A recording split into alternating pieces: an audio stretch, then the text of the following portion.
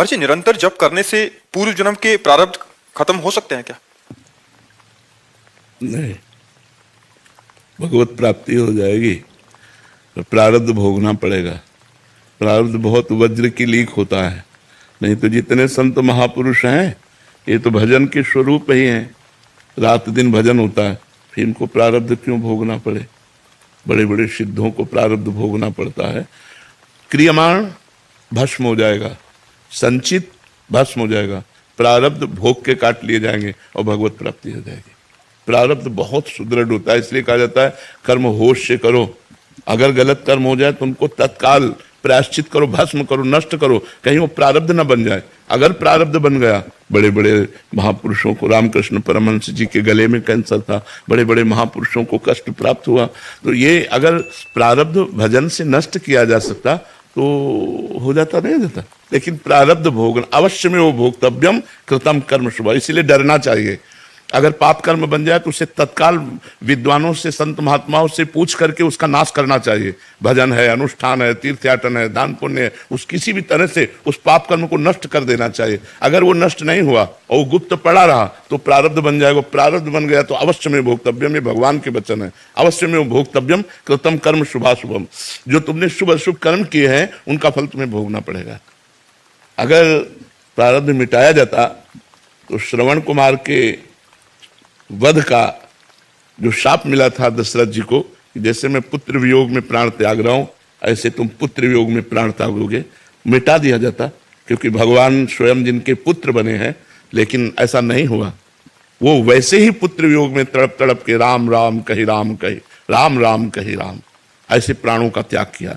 यदि उनके पुत्र कोई संसारी होते तो दुर्गति हो जाती, पर पुत्र सच्चिदानंद भगवान राम तो क्या कहना, सदगति हो गई। राम राम कह करके भगवान का चिंतन करके प्राण त्याग रहे हैं। लेकिन कितना बलवान कर्म है कि अगर श्रवण कुमार का वध अनजाने में बन गया और उनके माता पिता ने कहा जैसे मैं तड़प कर पुत्र वियोग में प्राण त्याग रहा हूं ऐसे तुम भी त्यागोगे, तो ऐसे ही उनको त्यागना पड़ा।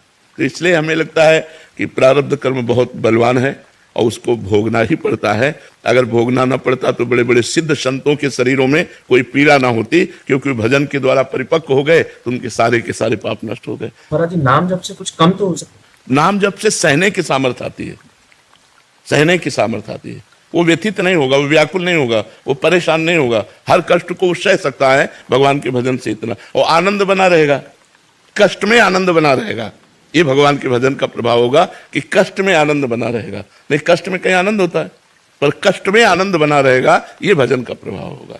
वो कष्ट उसे आनंद प्रदान करेगा, उसके अंदर एक आनंद की उमंग होगी जिसमें दुख दुख नहीं लगेगा, दुख भी सुख का अनुभव कराएगा। और जब भजन नहीं होता तो सुख ही दुख का अनुभव कराने लगता है।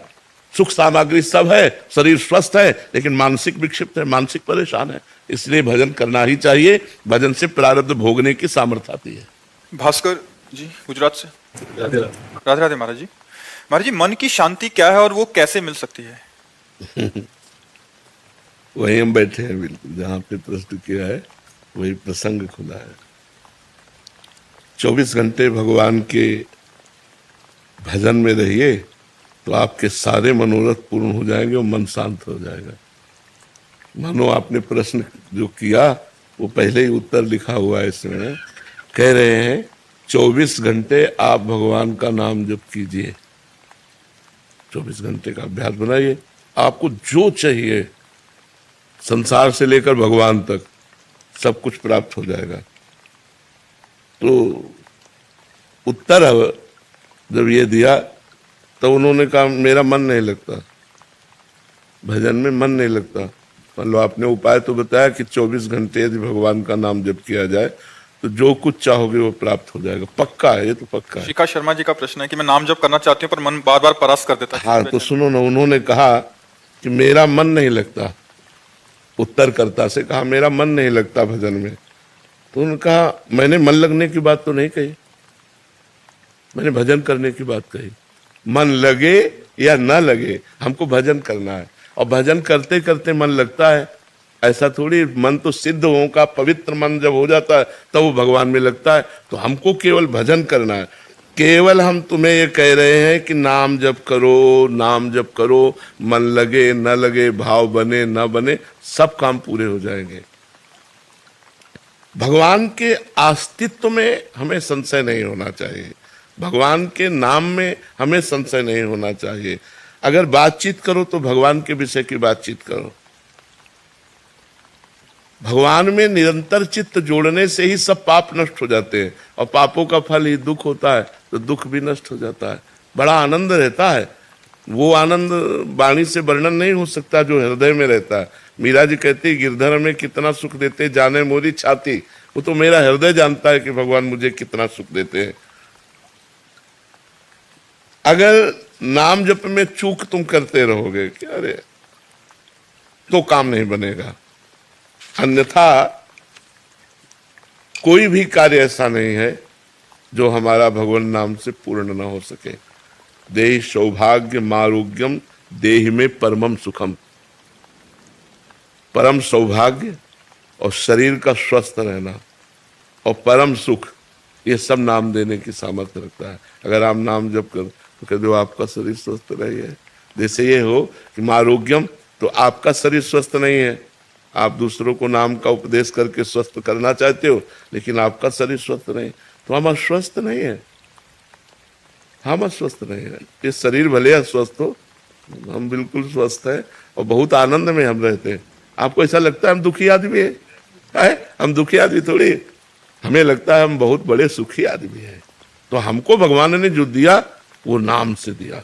देहि सौभाग्यम, नाम हमको क्या देता है? हमारा सौभाग्य बढ़ा देता है।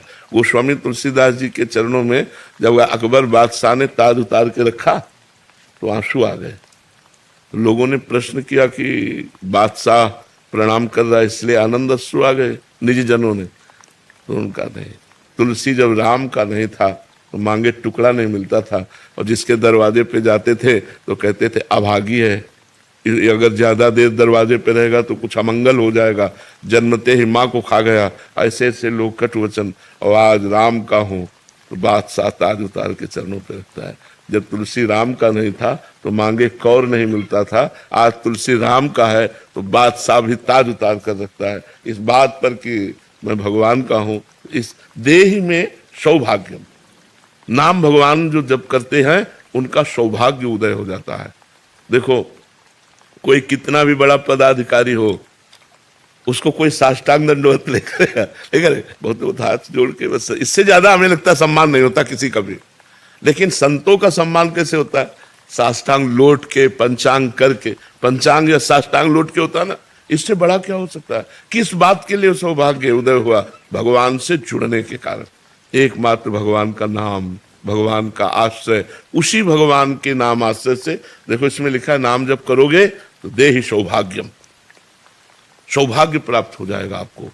जो आप दुर्भाग्य में भटक रहे हो, ये दुर्भाग्य हट जाएगा और सौभाग्य प्राप्त हो जाएगा। और देहि सौभाग्य मारोग्यम, आरोग्यम, भगवान के नाम के जपने से जो रस निकलता है ना, नाम का, नामामृत का रस, जैसे हम राधा राधा राधा, तो जो रस निकला ना, और जब उसको घटकते हैं ना तो हमारी अकाल मृत्यु का नाश कर देता है।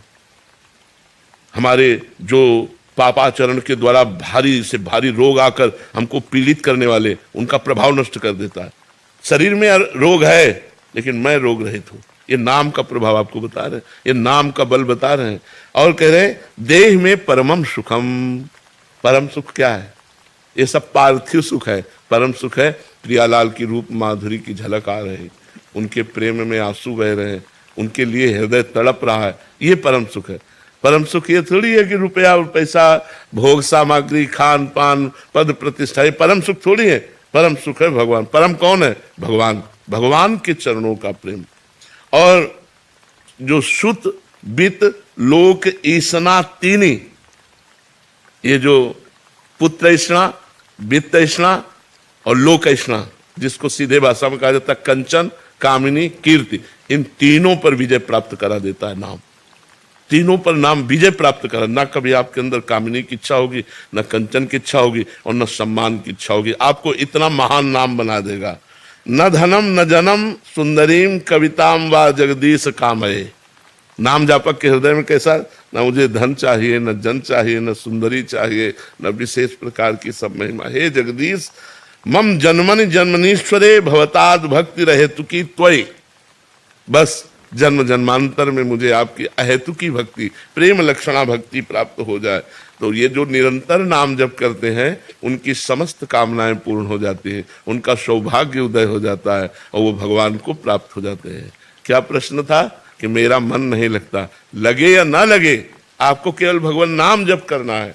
मन लगे ना लगे आप इसकी चिंता ना करो।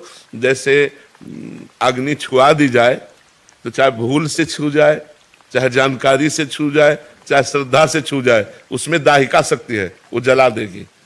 ऐसे ही नाम में सर्व पाप नाशक शक्ति है, सर्व सुख प्रदान करने वाली शक्ति है। तो आप राधा राधा राधा भाव बने न बने, नाम में मन लगे न लगे, हमको जपना है, जपने से परम कल्याण हो जाएगा।